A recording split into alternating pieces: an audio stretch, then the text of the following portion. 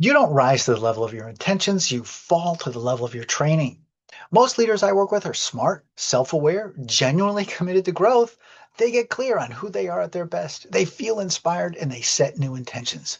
And then pressure hits and they snap back to old patterns, not because they failed, but because under stress, the brain defaults to the strongest, most practiced pathway. If your best self isn't well practiced, it won't show up when it matters most. So, how do you close that gap? The same way you get physically fit, not by knowing more, but by training differently and consistently. Here's a simple system. First, anchor to a vivid picture of who you are at your best. Think about your character qualities. Second, pick 2 to 3 concrete behaviors that match that identity. Maybe I listen before I speak, or I ask questions before I provide solutions. Third, treat every meeting as a training session. The goal isn't perfection, it's practice.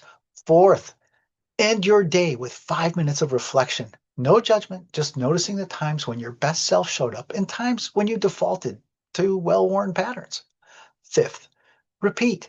Do this every day for at least 30 days. This is the cycle of real change. You will notice your reactivity drops, communication improves, trust deepens, and teams perform better. Not because of a new initiative, but because you are actually different. Clarity is the starting point. Consistency is the work. Training is how you get there. Read more about this in the May edition of my monthly leadership letter. What does consistent leadership training look like for you? I'd love to read your answers in the comments below.